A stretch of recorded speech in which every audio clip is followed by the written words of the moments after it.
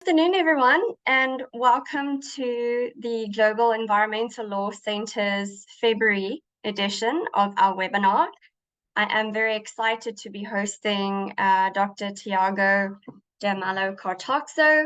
We are also working on collaborating between the Centre and University of Exeter, where Dr. Tiago works, and the Global Environmental Law Centre. So watch the space on that. Today, Dr. Tiago is going to speak on the role of law in UNESCO Biosphere Reserves. Tiago is a senior lecturer in environmental law at the University of Exeter, where he has founded the Exeter Centre for Environmental Law and is part of the Law and Business Cornwall, and he teaches and researches in the areas of environmental rights, climate change, resilience, justice, circular economy, and the energy transition. He is also currently the Associate Director of the External Engagement in the Environment and Sustainability Institute. He holds a degree in law from the University of Lisbon and a master's in environmental law from the University of Coimbra. I hope I said that right, Coimbra. He founded and coordinated Nova Law Green Lab and was a postdoctoral researcher at the University of Surrey School of Law, working on transcontinental projects on governance and regulation of single-use plastics. He also worked as an attorney for law firms in Lisbon and advised local and national governments in the field of environmental law and planning. His research is multidisciplinary and traverses the following fields: environmental and climate law, environmental rights, environmental justice, adaptive legal mechanisms, applied to the environment, circular economy, regulation of smart and sustainable cities, and the United Nations Development Goals. We are going to have Tiago start. You are welcome to ask questions. You can put them in the chat or in the Q&A section. Questions will be, we'll reserve questions until the end. But then I'm going to stop speaking now. It's over to you, Tiago. We really look forward to your session. Thank you so much, Angela. Thank you so much to the Global Environmental Law Centre for the opportunity to share some of the work I have been doing in the areas. I hope now you can see my presentation. So let me just try to start sharing. Yes, so hopefully you can see my presentation. It's a great opportunity to be here with you, sharing some of the work I have been doing here in the University of Exeter, specifically with the Exeter Centre for Environmental Law. Well, thank you so much for the presentation and the introductions, Angela, and it's really looking forward to keeping working with your center as well. You've been doing a great, fantastic work in the areas of environmental law and looking at environmental law from an international perspective. So congratulations for that. Today, well, I'll try to stick to the time, and I'll make sure we follow a specific roadmap with some introductions on what we are doing here in the University of Exeter, and more specifically in the southwest, the extreme southwest of England, in Cornwall, where we have this campus, which is really very much focused on sustainability. So we have been working a lot with colleagues from different disciplines and trying to make our environmental law research more and more transdisciplinary. Then I'd like to focus on UNESCO Biospheres and the Man and the Biosphere program from UNESCO. After that, the idea would be to share a bit of a project that we have been developing here and the links to the role of law and regulation, which I will try to delve into and leave some, well, share some of the questions and some of the findings that we have been getting in the last year or two, a couple of years. Just some ideas about what we have been doing here. So we established the center in 2021, and again, our work is trying to support other disciplines from with legal knowledge and legal research.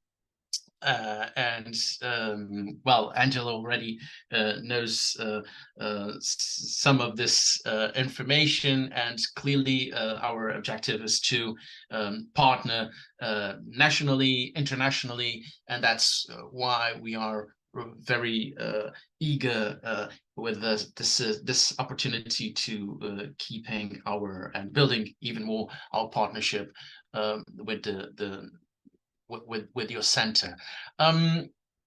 Now, trying to delve into what UNESCO biospheres are, and I'll explain a bit better why we are so fond of the UNESCO biospheres.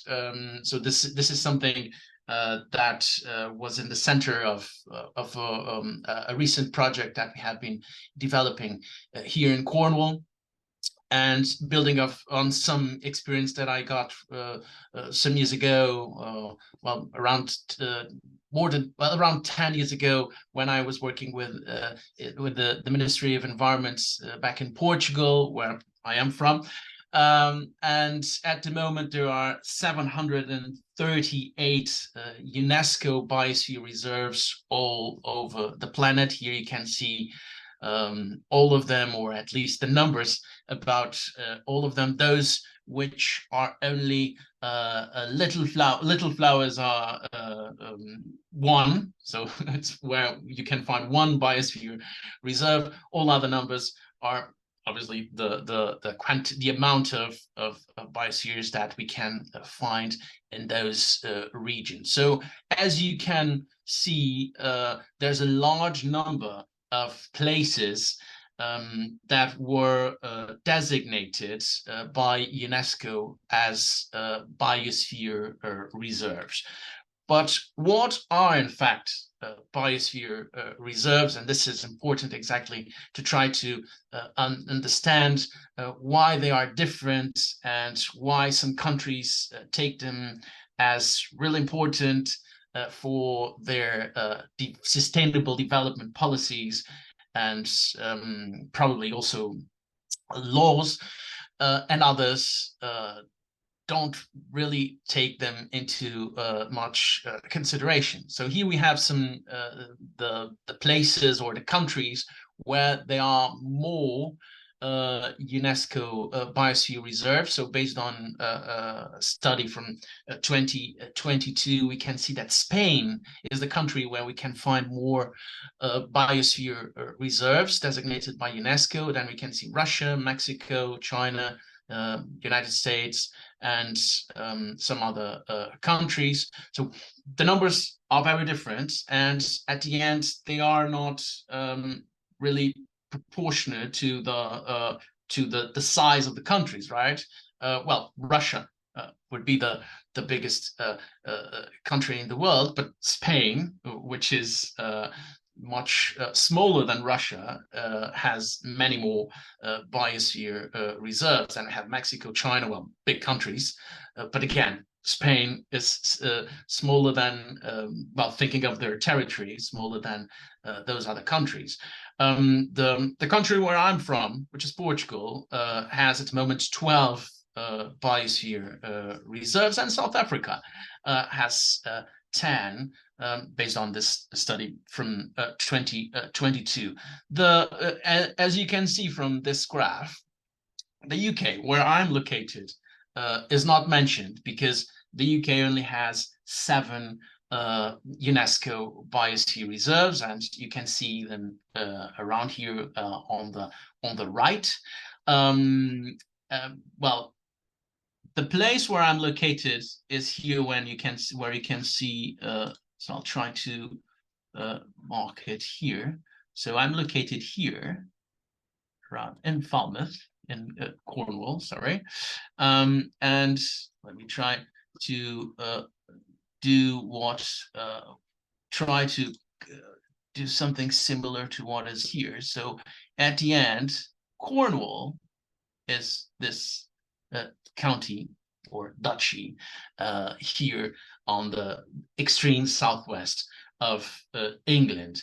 So you can see that from in the reality of the UK, there aren't as many by UNESCO designated UNESCO Biosphere Reserves.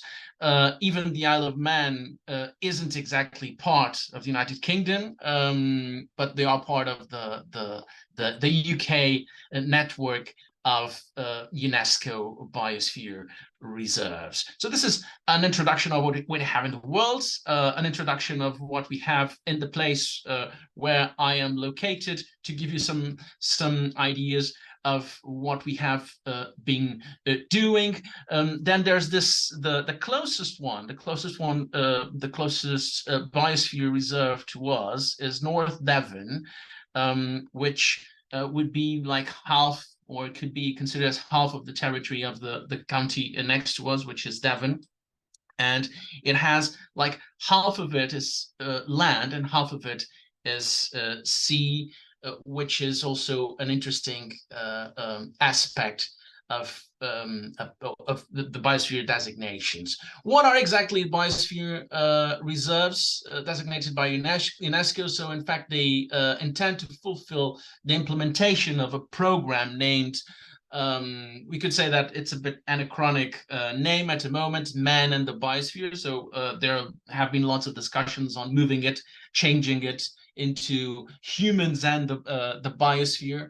And this program, which was launched by UNESCO in the second half of the 20th century, in the 70s, was really trying to focus on the idea that the balance of human presence and protection of the environment and nature is something that clearly is the best way to contribute to sustainable development policies and making territories and communities more sustainable.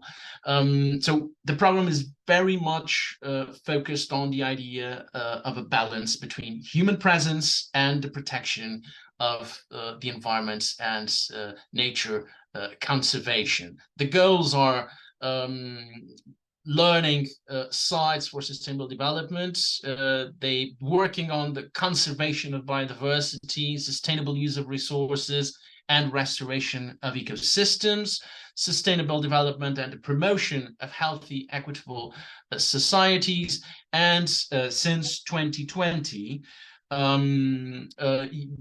since 2020, the program has been focusing more and more on mitigation and adaptation to climate change. They are composed of 3 areas. The core protected area, I'll show you some image, with a clear image on this, a surrounding buffer zone, and then a transition area. And as I said, at the moment there are 738 UNESCO Biosphere Reserves all over the world, but they are very different from each other. The way they are organized, the way they are planned, the way they are governed and managed, they are really, again, very much built on the characteristics and the capacity of the communities and the natural values of the places where they are located. And this is what makes biosphere reserves really interesting, because clearly when we think of the balance between human beings and conservation of biodiversity and sustainable use of resources, we usually think that a certain way of protection should be used all over the world. But the thing is that clearly places are different, communities are different, traditions are different, and species are also different and have different reactions to certain actions from human beings. So this is the reason why biosphere reserves are very different in their organization and governance from one place to another all over the world. And again, this is also the reason why biosphere reserves still exist and make sense to keeping their existence, because they are not the same as other kinds of designations or statutory designations. What do? They have different activities and projects, so they try to get funded to develop conservation, but also sustainable development and support to the communities, to the local communities, in activities, different activities and projects that are deemed as helpful to promote sustainable development and this best balance between human presence and the protection of nature. Programs of capacity building, partnerships with local stakeholders, but also partnerships with other biosphere reserves, sharing good practices between different biospheres, but also promoting the sharing of good practices within those biospheres. And they work on, for example, branding, business branding, such as promoting sustainable businesses and giving them a certain accreditation. And this is something that we can see in Costa Rica. This is something that we can see, for example, here close to us in North Devon. But for example, Costa Rica has created a whole national brand for businesses that are understood as sustainable businesses from, well, according to their specific terms and conditions decided and enacted by the national committee. Then prizes and awards. So the biospheres can apply for UNESCO prizes and awards and fellowships for the different organizations included and located in those biospheres, but they can also promote sustainability and sustainable development, offering and granting prizes and awards to those organizations that are references in these areas. The legal part, for the regulatory part, biosphere reserves, UNESCO Biosphere Reserves are regulated by a specific statutory framework, which was adopted in 1995, and this statutory framework intends to contribute to the widespread recognition of biosphere reserves and also to encourage and promote the good working examples. Again, the sharing of good practices, and because different places need to try and to implement sometimes different measures depending on their specific characteristics. And in addition to this statutory framework, there are also the technical guidelines, which were recently adopted exactly to support the implementation of the articles of the statutory framework and possible strategies and action plans there are that are being adopted throughout the years. It's based on the practical experience of the program, the Man and the Biosphere UNESCO program, very much trying to respond to some feedbacks that they are getting from the different biospheres in their specific practical experience, and based on this good practice sharing. So we have these two relevant instruments that are the statutory framework and the technical guidelines. One,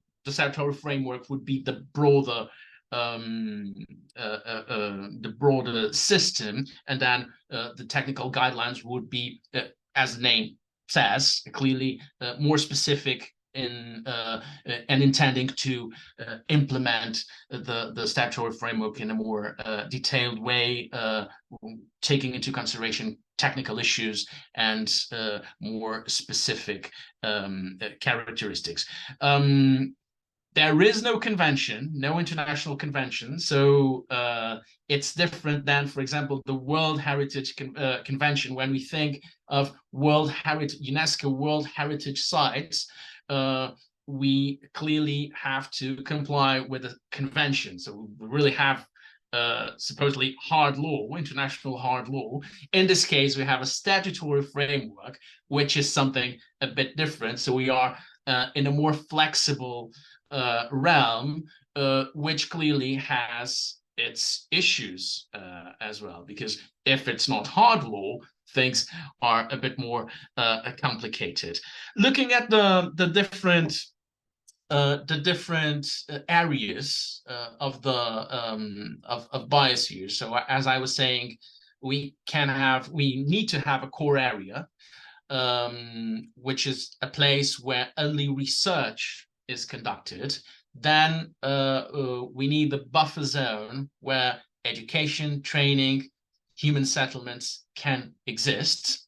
And then we have a transition area where clearly most of the activities can be developed. The most recent strategy, which is being implemented until, well, up to 2025, suggests these four objectives: conserve biodiversity, restore and enhance ecosystems, contribute to building sustainable, healthy, and equitable societies, economies, and thriving human settlements in harmony with the biosphere, the place that we are analyzing. Then facilitate biodiversity and sustainability science education for sustainable development and capacity building. And a fourth objective, as I was saying, more based on supporting mitigation and adaptation to climate change and other aspects of global environmental change.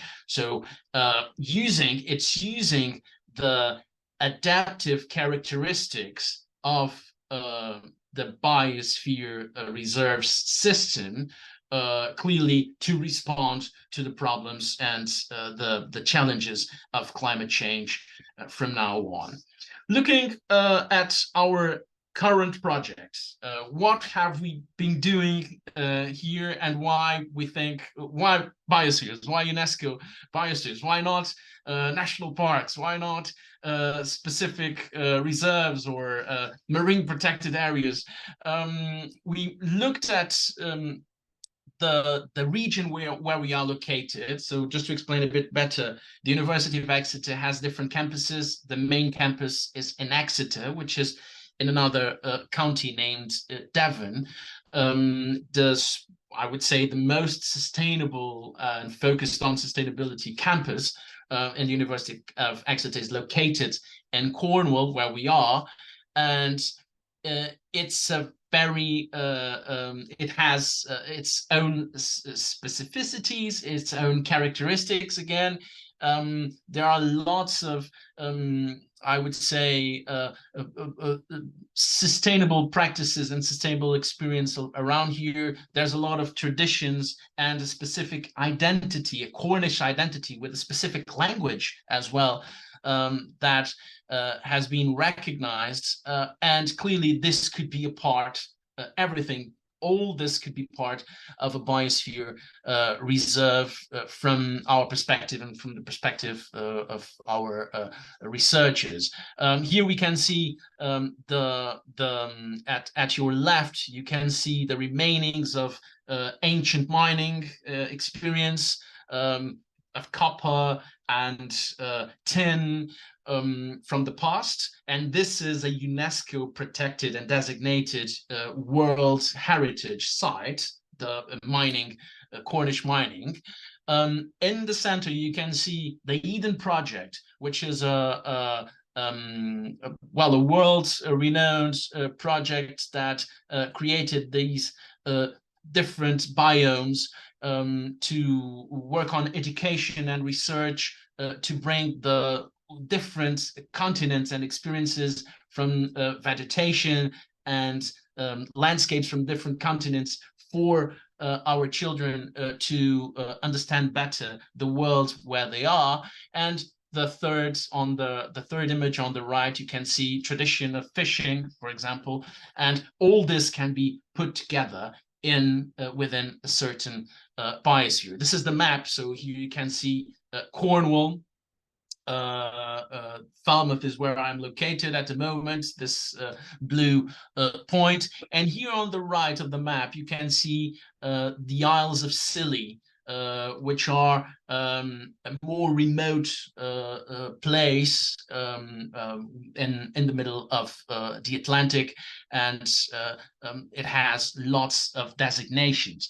So this was what our project was about, mapping the potential of Cornwall and the Isles of Scilly to become a UNESCO Biosphere, funded by Research England. We worked on these, we held these two workshops, one more local and national, bringing together organizations from the local areas, businesses, researchers, public organizations. And then the second part, the second workshop was an international workshop where we invited people from all over the world, from different biospheres all over the world, to share what they are being doing. Then we have this, we got this logo for our project, which is Cornwall, and here you can see like the ocean, the waves, the moors, with the hills we have here, the sun when it's out.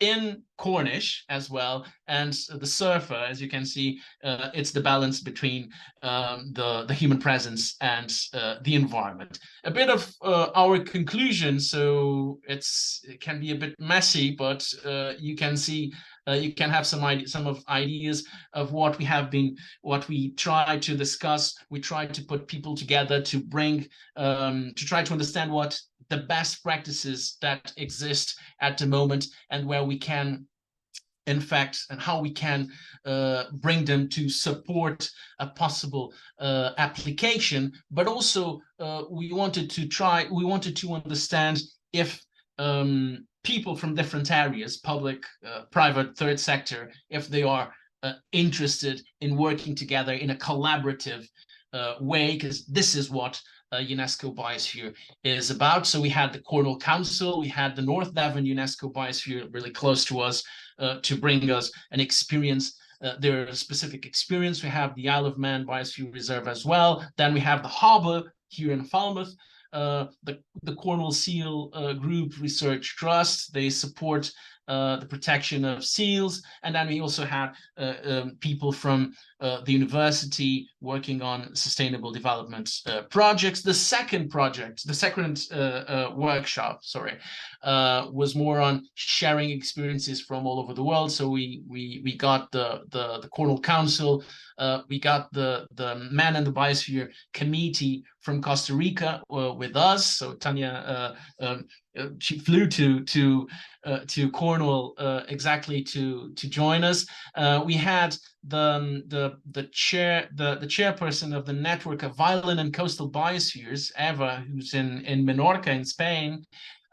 We had the only biosphere in the reserve in Norway. We had a biosphere in Austria. We had examples from China. We had examples from Portugal as well, and the Eden project, the project that I've shared with you, with the biomes and the different biomes, to try to bring some education and research as well, and examples from what they have been doing. The ARCA project it's a project working on research for circular economy, trying to bring a circular economy to smaller businesses locally. So that's what we've done. Then we continued with one-to-one meetings with specific organizations, public, private, and third sector organizations. But this is only one example of what we have here. So I've been speaking of Cornwall and the Isles of Scilly. The Isles of Scilly specifically, they have all these statutory designations. So you can see they have the area of outstanding natural beauty, which is more focused on protecting the landscape. Then they have a heritage coast. They have over than 100 listed buildings. This is all created by law and regulation. They have 26 sites of special scientific interest, the SSSIs. They have scheduled ancient monuments, the Ramsar, which is international law as well. European, they have a European marine site, 5 protected wreck sites, a special protection area as well for birds, which comes from the legislation from the EU. Well, after Brexit, these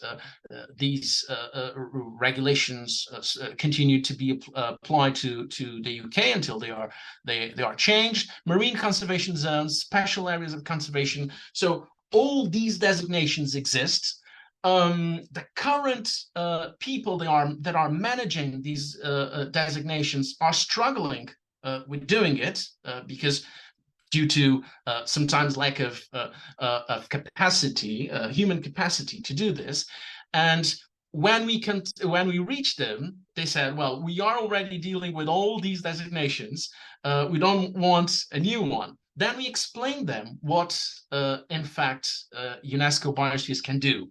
They can put people together. They can, getting the accreditation or the designation from UNESCO helps us getting also, for example, funding to clearly put people together and starting working in a collaborative way and helping, exactly, enabling, not being a pain, but enabling people to work together and try to solve problems that they can't do when they don't have this support. So what can law, trying to finish now, what can law do and regulation do in all this? Again, there is no international hard law instrument for this.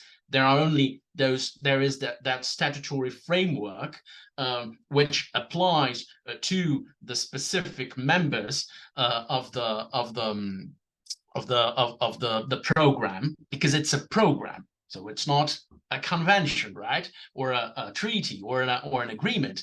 And compared to other examples, World Heritage Convention, CITES, Ramsar, well, CBD, the Convention on Biological Diversity, for example. So this is not hard law. But exactly because it's not hard law, it can be easier to implement because different characteristics, places have different characteristics, and it's easier to do something, even if sometimes it's not the best and the most correct thing, but it's being done. But at the same time, we have the other designations and the frameworks for our designations that will protect what already exists, right? So this is an enabler. It is focused on, as I was saying, on a specific program, and then it has these different bodies: the International Coordinating Council, a secretariat. So there is a new secretariat, a new secretary from from April 2023, who was appointed director of the division of ecological and earth sciences in the natural sciences sector of UNESCO. But he's also secretary of the Man in the Biosphere program. And then there are the national committees. Each state that is part of the program has its national committee, which tries again to enable, support the specific biospheres. Coming back to this slide, there is a statutory framework. There are the technical guidelines that try to implement the statutory framework in more detailed and specific ways, and supporting with the strategies and action plans. Nationally, countries can include the existence of UNESCO biospheres in their specific national legislation, but also in regional legislation. We have one of the most recent action plans before the current one, the Madrid action plan, recommended member states of the MAP program that biosphere reserves receive a reinforced legal recognition, and that member states are encouraged to include biosphere reserves in their legislation. And in fact, countries such as Egypt, France have already included, and more recently we have the example of Menorca in Spain, where the Balearic Parliamentary Assembly, they have adopted a legal act, which is the Menorca Biosphere Reserve law in 2023, exactly to recognize it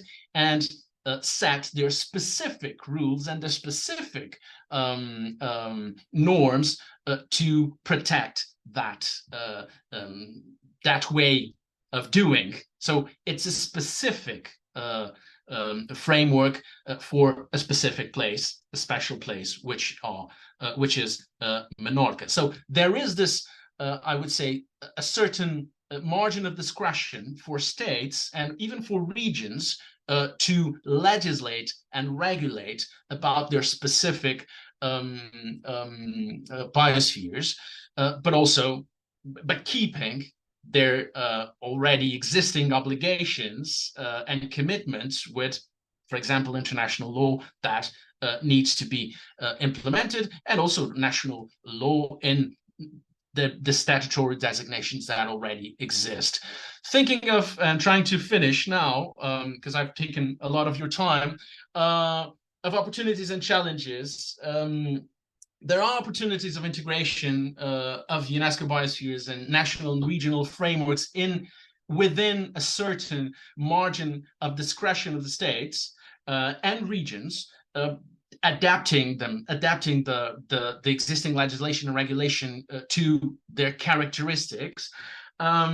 There is this opportunity of giving communities the possibility to participate and be part of creating something that is their own, because they are closer to the environment, they are closer to nature, they are closer to the customs and the traditions, but also closer to the experience of conservation, nature conservation that exists in those places.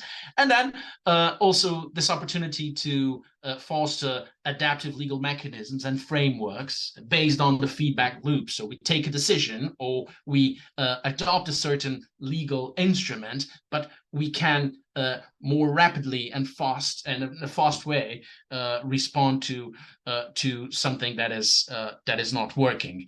On the challenges, obviously there's also a problem with funding, and that's what the Isles of Scilly told us, the Council of the Isles of Scilly. Well, we want to be part of this, but how can we fund it? But there are options and there are opportunities to do it. Well, the community that wants to do it needs to work on a specific business plan. But this is also a way to involve private sector or lotteries or different kinds of organizations. There is the problem with legal certainty, obviously.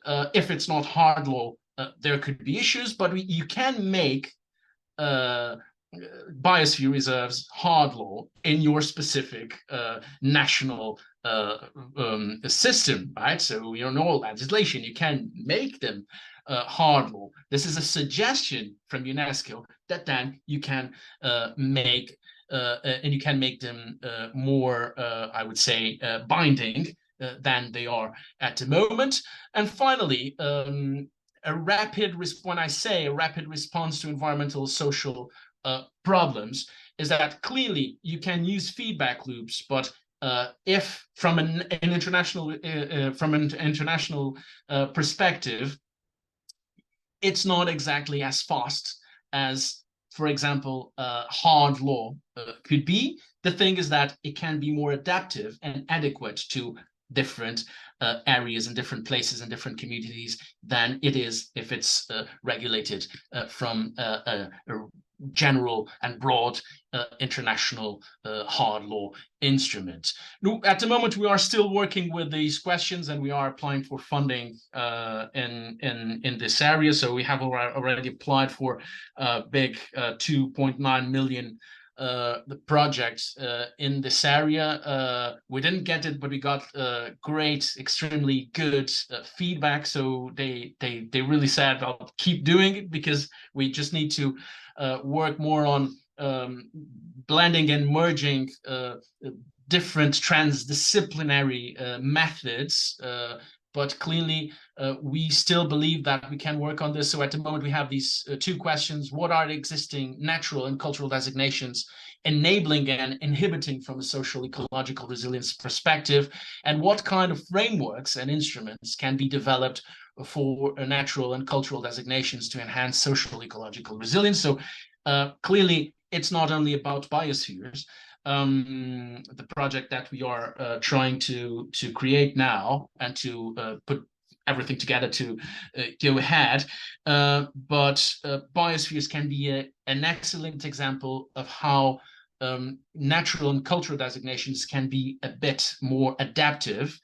They're not the solution, but they can be part of the solution. I was just sharing with Angela something that one of the agencies that we are our partners has been sharing with us, is that if we are protecting a certain monument, for example, that is close to a coastal area, and we have laws and regulations to protect this, with the sea level rise, the thing is that we need to respond to problems and phenomena such as those of climate change, but sometimes law doesn't give us the solution. So we need to find ways to make law more adaptive and find ways clearly of using and implementing more adaptive legal frameworks and adaptive legal mechanisms within a certain limit and within the limits and the borders of legal certainty, obviously. So thank you so much. I'm happy to answer to any questions that you feel that would be useful to understand better what I've shared with you. And again, it was a pleasure to share what we have been doing. Thank you. Thank you so much, Tiago. That was so interesting. And I really do think an under-researched topic in the South African context. If I think about our country, I think we're the second or third largest biodiverse country in the world. I'm surprised that we only have 10 of these bioreserves. I'm going to open the floor for questions. You are welcome to type it in the chat or put it in the Q&A. Is there anyone who wants to address a question to Dr. De Mello Cortoxo? Maybe Tiago. We've got a question from Dr. Ashakem. Good afternoon, everyone. Hi, Tiago. Thanks for the excellent presentation. And sorry, we can't see each other. My camera is having some problems. I apologize for that. I hope in future we'll be able to have the opportunity to meet one-on-one. Thank you again for that excellent presentation. I have some few questions for you. This relates to objective 4 of MAB strategy, which you said it helps to strengthen climate change adaptation and mitigation. So my concern is, how does the regulation of biosphere assist in combating climate change generally, and in Africa, which according to the 2022 IPCC report is reported to bear the brunt of climate change impact. And I have another question in relation to your work at UNESCO. You mentioned that there is no international binding instrument. I was wondering if at the UNESCO you have considered the possibility of lobbying for the adoption of an international binding instrument? And in relation to that, whether your work at UNESCO is only limited in the UK, and if there are other biosphere reserves initiatives across the world, and how has these various initiatives help in addressing environmental and climate change and advancing socio-ecological resilience? Then the last question will be on the engagement of local community in this regards. Thank you very much. Thank you. Should I Yes, answer them? that was 3 questions. So I think onto that, and then we'll go to a next round of questions. Okay. Thank you so much for the questions. They're really interesting, and some of them not easy to answer. And I hope we can meet in person sometime. And thank you again. With regards to regulation, I think the first one was on how regulation is addressing the objective 4, right? So the one on support mitigation and adaptation to climate change and other aspects of global environmental change. And I think that what is well, from my perspective, things are still this is the strategy that was adopted for this 10-year period. And what I really believe is that what current biospheres are doing, from my experience and from what I am aware of, is that they are doing it. They are doing a lot of work from a national perspective, but they are not doing much in regulation and law. Because again, there is this characteristic of UNESCO Biospheres, which is giving them a bit margin of discretion. So they invest more on policy making, so specific strategies for each country that can be then implemented by each of the biospheres. Clearly, there are challenges here, because then we don't know what each of the biospheres is going to do.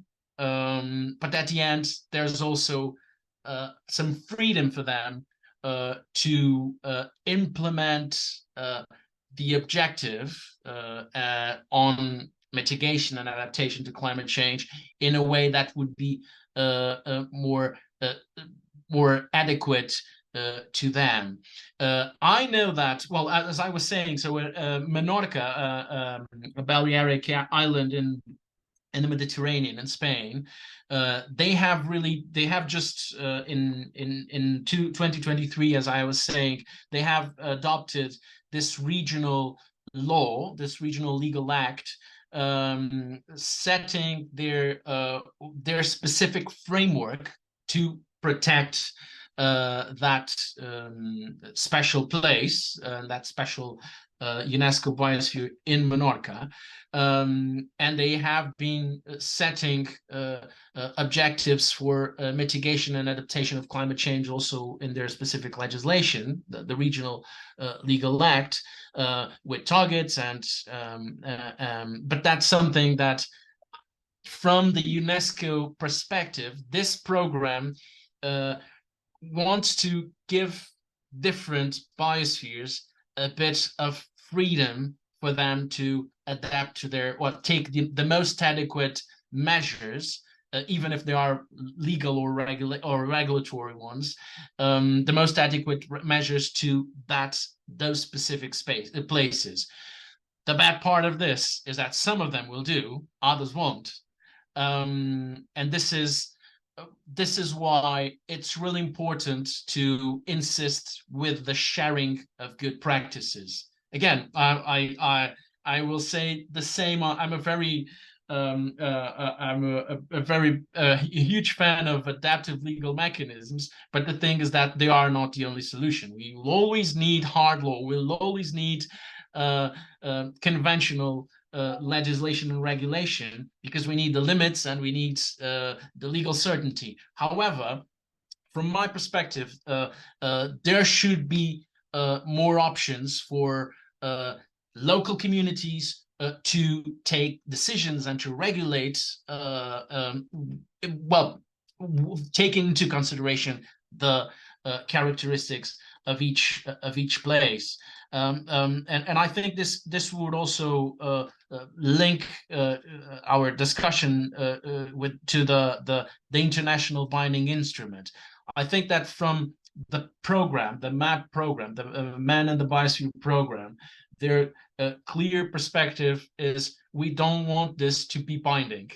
Okay, we have like a statutory framework which sets like the main aspects, but UNESCO has their specific programs or even existing conventions, such as the World Heritage Convention, which are very much binding. And if you have a certain World Heritage site in a specific location, you almost can't touch it, right? You can't touch it because it has specific and strict rules, and it's totally binding. The thing with about UNESCO biospheres is that it's very much collaborative, bottom up, public participation.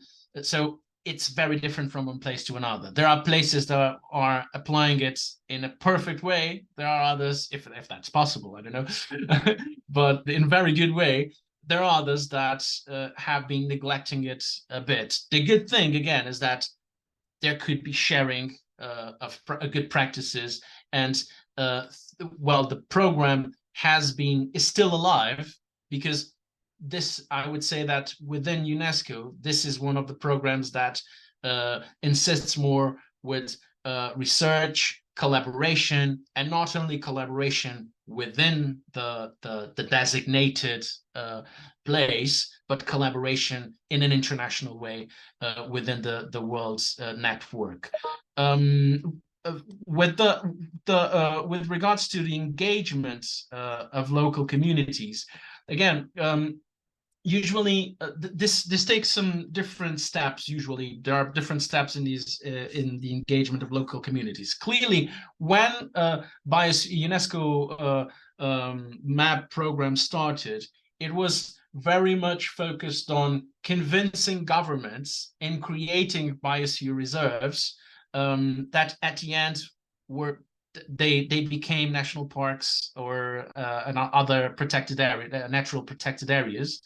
But from the beginning of the 2000s, UNESCO understood that perhaps if they didn't change or if they didn't adapt the program, the program would die because there are already conventions that are stronger than this program today. We have CITES, we have the Convention on Biological Diversity. Well, from a cultural perspective, we have the World Heritage Convention. And if the idea of UNESCO biospheres were still on promoting top-down processes, it would certainly end very soon. So there was this change on focusing, perhaps based on what's happening with climate change, because we need clearly local solutions.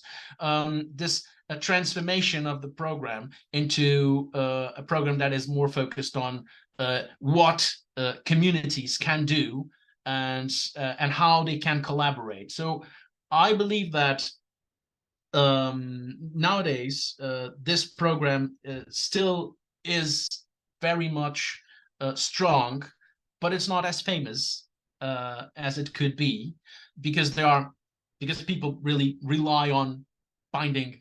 I think people think that binding solutions are the ones that work.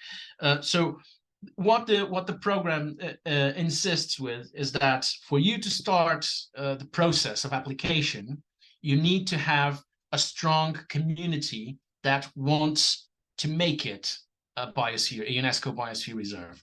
So you need to convince the national committee that you have a strong community and strong links between all different partners. And here, universities, the local government, the private sector, third sector, so lots of different organizations that want to make it a UNESCO biosphere. Then if the national committee and the government believe that are well confident that it will get it, then they propose it to UNESCO, and then UNESCO will accept it or not. But one of the important features of it is the community engagement. It has to do with education, supporting education of young and elderly people as well, in the areas of biosphere and the balance between human presence and protection of nature.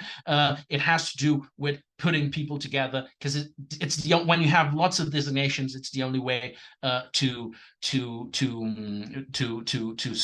the issues and the problems that they are struggling with. So it starts with community engagement, and it needs to keep going with community engagement, because at the end of 10 years you need to go through a reaccreditation process. And if you don't have a community well engaged, they will not give it to you. They will not reaccredit the biosphere, the UNESCO Biosphere designation, and you lose it. And in fact, in the UK, some years ago, some of the numbers of biosphere reserves reduced. They just decided to leave because they didn't have enough community engagement. And that's the thing. So you really need to put people together to make it happen. Otherwise, UNESCO won't believe in that project. I hope I've answered the questions. Thank you, Tiago. You've spoken quite a bit now about community engagement, and I see there is another question about that in the chat. I think, though, I would like to throw in a different question. It could be a bit left field, but I was wondering, do you think that there is scope for these reserves to gain better recognition or more support or more legal protection if they are granted legal personhood, for example, under the Rights of Nature movement?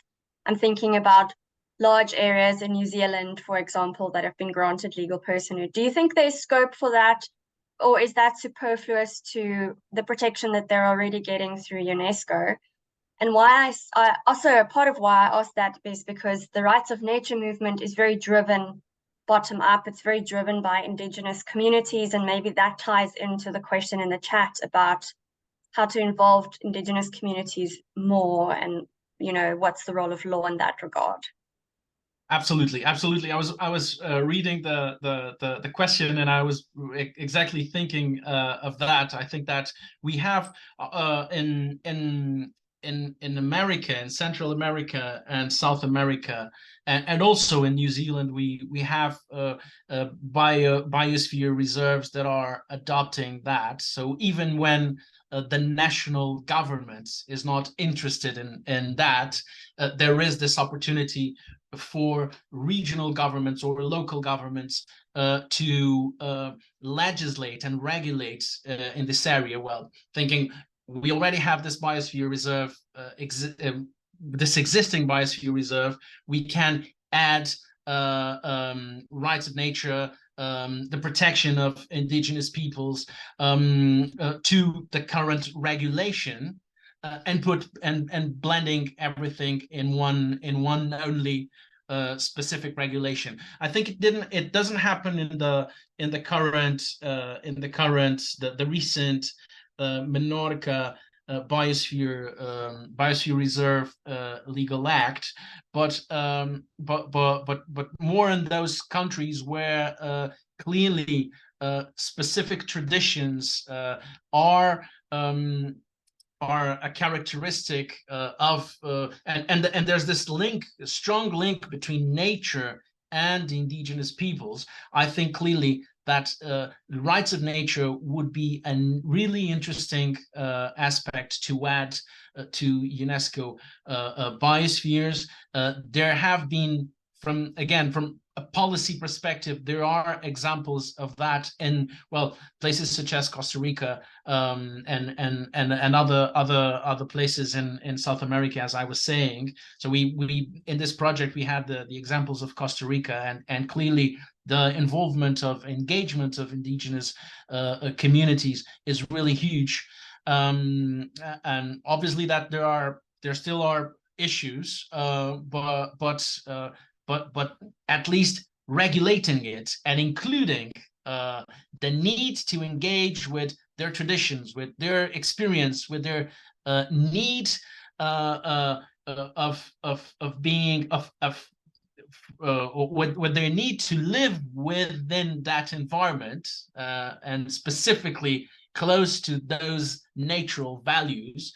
It's something that would improve clearly the legal frameworks. But again, I think that from any specific location has their opportunity to do whatever they want. So this is something that I heard from some colleagues from biospheres.